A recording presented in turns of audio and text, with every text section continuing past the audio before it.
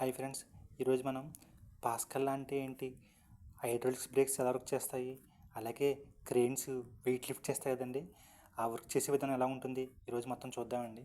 ఫస్ట్గా పాస్కల్ అంటే ఏంటంటే, ఓ జార్ తీసుకోండి. జార్ తీసుకుని దాని నిండా లిక్విడ్ నింపండి.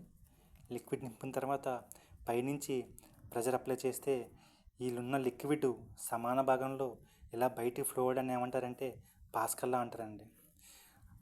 పైనుంచి ప్రెజర్ అప్లై చేస్తే దీంట్లో ఉన్న లిక్విడ్ సమాన భాగంలో బయటికి రావాలన్నమాట అండి. ఇలా రావడాన్ని ఏమంటారంటే పాస్కల్లా అంటారన్నమాట అండి.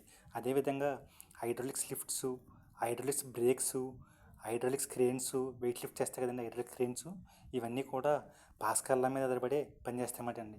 ఫర్ ఎగ్జాంపుల్గా హైడ్రాలిక్స్ బ్రేక్స్ ఉన్నాయి కదండి, కొన్ని కార్లకు యూజ్ చేస్తారు కదా.